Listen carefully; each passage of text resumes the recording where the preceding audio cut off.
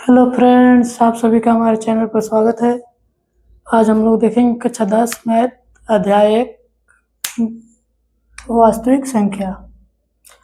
वास्तविक संख्या के बारे में जानकारी लेने से पहले हम लोग देखेंगे संख्या के बारे में।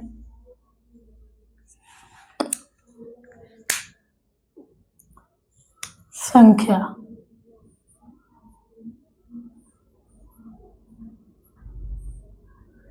संख्या बोले तो नंबर कि नंबर क्या होता है, संख्या क्या होता है। संख्या हमारा दो प्रकार के संख्याओं से मिलकर बना होता है। संख्या कहे तो जिसमें वास्तविक संख्या और काल्पनिक संख्या दोनों आती हैं उसे हम संख्या कहते हैं। तो इस प्रकार हम लोग कह देंगे कि संख्या दो प्रकार का होता है।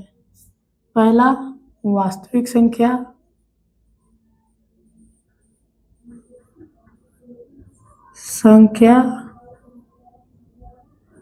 दूसरा काल्पनिक संख्या।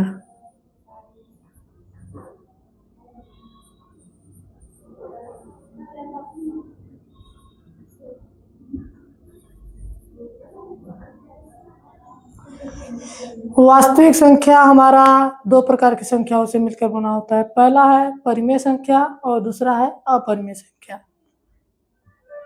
तो कह सकते हैं कि ऐसी संख्याएं जिसमें परिमेय संख्या और अपरिमेय संख्या दोनों हो उसे हम वास्तविक संख्या कहते हैं। यहाँ से वास्तविक संख्या हमारा दो प्रकार का होता है। पहला है परिमेय संख्या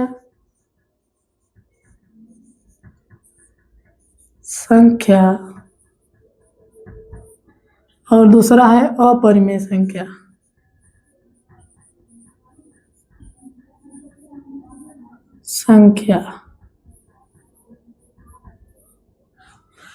परिमेय संख्या क्या होता है और अपरिमेय संख्या क्या होता है। परिमेय संख्या ऐसी संख्याएं होती है जिन्हें हम p/q के रूप में लिख सकते हैं तथा q बराबर 0 न हो, क्योंकि यदि किसी के बटे 0 हो जाएगा तो उसे हम परिभाषित नहीं कर सकते हैं, इसलिए q बराबर 0 नहीं होता है। तो इसका डिफिनेशन है ऐसी संख्याएं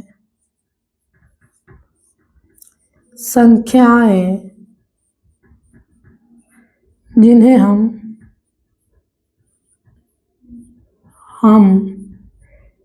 p/q के रूप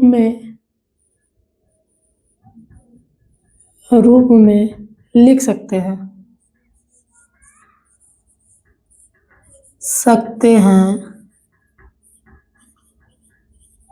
तथा q बराबर 0 नहीं हो, मतलब 0 के बराबर नहीं होना चाहिए q का मान, उसे हम परिमेय संख्या कहेंगे। अब अपरिमेय संख्या इसका जस्ट उल्टा, जिन्हें हम p/q के रूप में नहीं लिख सकते हैं तथा q बराबर 0 न हो, उसे अपरिमेय संख्या कहते हैं। ऐसी संख्याएं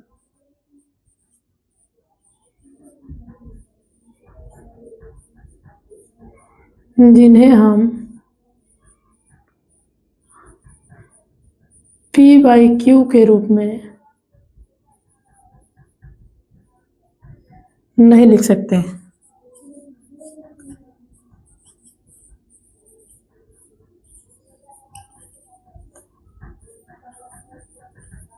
अपरिमेय संख्या कहलाती है। ये तो हो गया परिमेय संख्या और अपरिमेय संख्या। अब देखते हैं हम लोग काल्पनिक संख्या। काल्पनिक संख्या हमारी एक इमेजिनरी नंबर होता है, बोले तो काल्पनिक संख्या।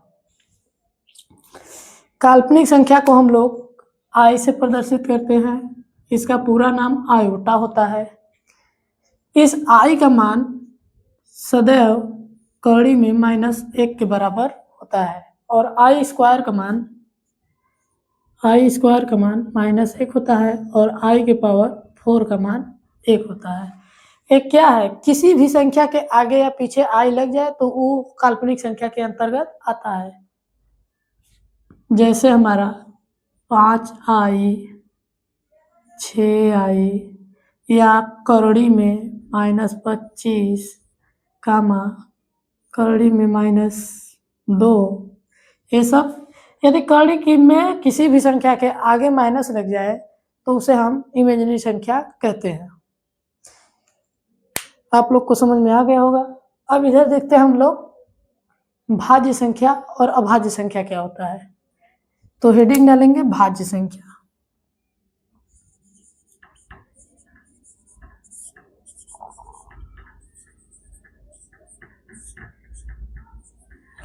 भाज्य संख्या ऐसी संख्याएं जिनका गुणनखंड 2 से अधिक होता है। कहने का मतलब समझिए, ऐसी संख्याएं जिनका गुणनखंड 2 से अधिक हो, मतलब ऐसी संख्याएं जो 1 से और स्वयं से और किसी अन्य संख्या से भी कट जाए उसे हम भाज्य संख्या कहते हैं। ये 1 से कटेगा, स्वयं से कट जाएगा। लिख देते हैं परिभाषा। ऐसी संख्याएं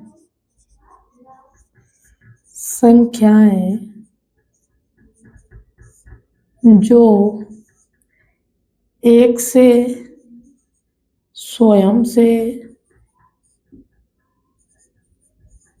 तथा किसी अन्य संख्या से भी कट जाए, किसी अन्य संख्या से कट जाए तो उस संख्या को हम लोग भाज्य संख्या कहते हैं। जैसे देख लेते हैं, जैसे 4, 5, 4, 6, 8, ये सब क्या है? 4 को काटेंगे, 1 से कटेगा, 2 से कटेगा और 4 से कटेगा। इसका गुणनखंड कितना हो जाएगा? 3 गुणनखंड हो जाएगा। 2 से अधिक हो गया तो ही हमारा भाज्य संख्या हो जाएगा, इत्यादि।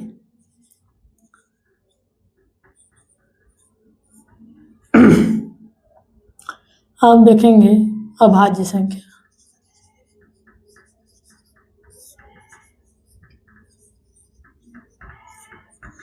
ऐसी संख्याएं जो केवल 1 से और स्वयं की संख्याओं से कटती है, उन संख्याओं को हम अभाज्य संख्या कहते हैं। ऐसी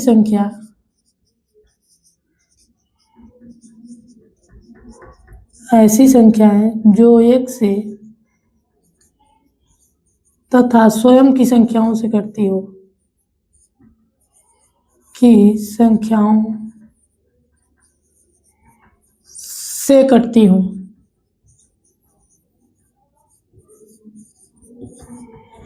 जैसे 1, 2, 3, 5, 7 इत्यादि।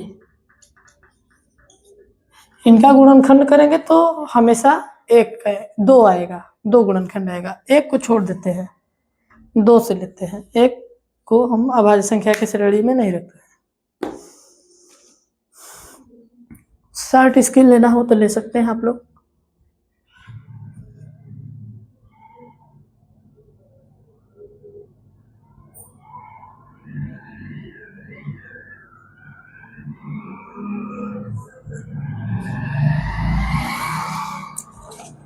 अब हम लोग प्रश्नावली 1.1 की ओर आगे बढ़ेंगे।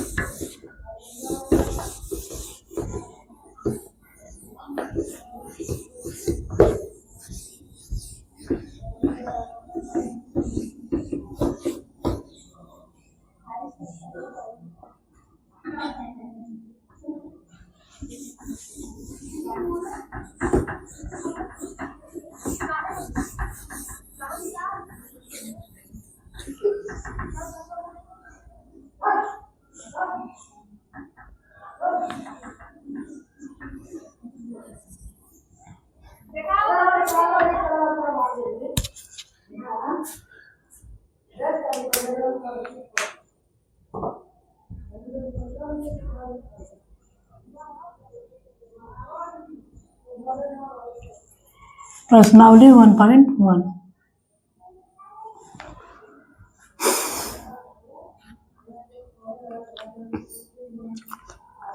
इसमें क्वेश्चन नंबर 1 है, निम्नलिखित संख्याओं का अभाज्य गुणनखंड के गुणनफल के रूप में व्यक्त कीजिए। क्वेश्चन नंबर 140, इसका अभाज्य गुणनखंड 156,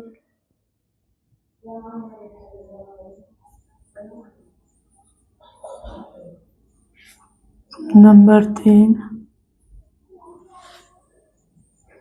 38, 25, नंबर 4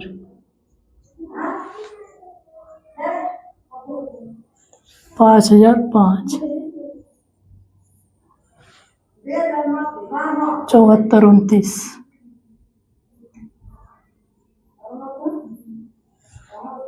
इसका अभाज्य गुणनखंड करना है। इसका कर लेते हैं 140 का, तो इसको 2 से काटेंगे तो यह 70 बार में कट जाएगा। 2 7 14, 2 शून्य 0। इसको काटेंगे तो यह 2 23 6, 2 5 10। इसे काटेंगे 5 से तो 7 बार में कट जाएगा। 7 5 35, 7 से काटेंगे 1 बार में। तो इसका उभयनिष्ठ गुणनखंड, इसका अभाज्य गुणनखंड जो आएगा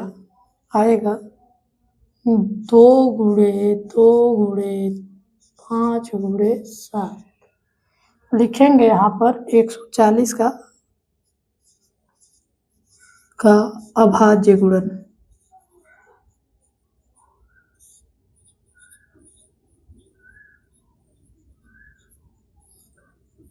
बराबर इतना, बराबर हो जाएगा 2 के पावर 2 कितनी बार है? 2 बार। तो 2 के पावर 2 गुणे 5 गुणे 7 इसका आंसर हो जाएगा। अब इसका करेंगे 156 का, इसको हम लोग काटेंगे 3 से, 2 से भी कट जाएगा। 2 से काटेंगे 2 7 14, 2 7 14, 2 8 16। इसे काटेंगे 2 से तो कटेगा 2 23 6, 2 9 18। 3 से काटेंगे 13 बार में कट जाएगा। फिर 13 से काटेंगे 1 बार में कट। तो यहाँ से 156 का उभयनिष्ठ गुणनखंड, 156 का उभयनिष्ठ गुणनखंड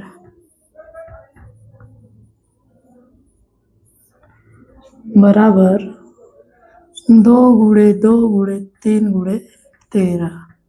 इसे लिख सकते हैं 2 के पावर 2 गुणे 3 गुणे 13। ये इसका अभाज्य गुणनखंड हो जाएगा। अब 38 25 का देखेंगे।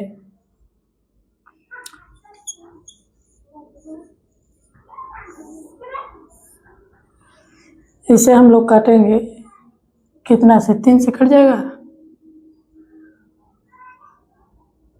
3 से कट जाएगा। 3 1 कम 3, 3 दूना 6, 3 7 21, 3 5 15। फिर इसे 3 से काटेंगे, 3 चौके 12, 3 दूना 6, 3 5 15।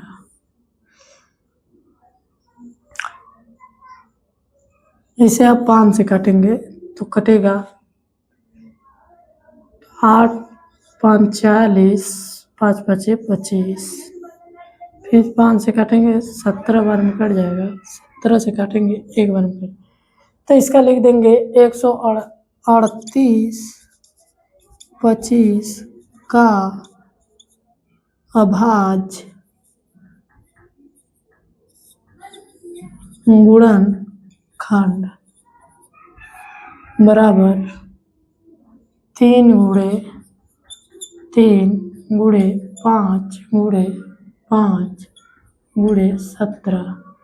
3 के पावर 2 गुणे 5 के पावर 2 गुणे 17। क्योंकि यहाँ 3 2 बार था तो 3 के पावर 2, 5 2 बार था 5 के पावर 2, 17 के 1 बार था तो 17 के पावर 1 लिखे या न लिखे, बराबर बात है। अब देखेंगे 5005 का। 5005 का देखेंगे तो 5 से काटेंगे तो एक बार में कट जाएगा और ये एक बार में कट जाएगा। अब देखते हैं इसे काटकर 7 से। 7 एक कम 7,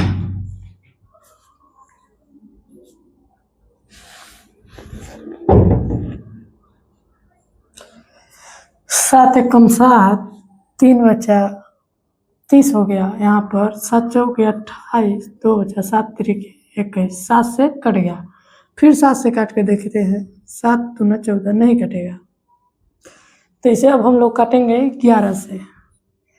11 कम 11 33, फिर 13 से काटेंगे, एक बार में कट जाएगा। तो लिखेंगे 5005 का उभयनिष्ठ गुणनखंड अभाज्य गुणनखंड रहेगा। यहाँ भी थोड़ा सा मिस्टेक हो गया था, उसके लिए सॉरी।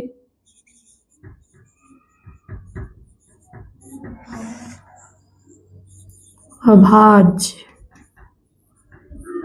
गुणनखंड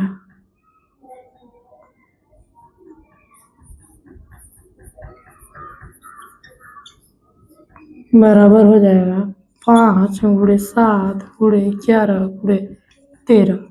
ये हमारा आंसर हो जाएगा। अब 74 25 का निकालेंगे। 74 29 का 2 से नहीं कटेगा, 3 से काट कर देखते हैं।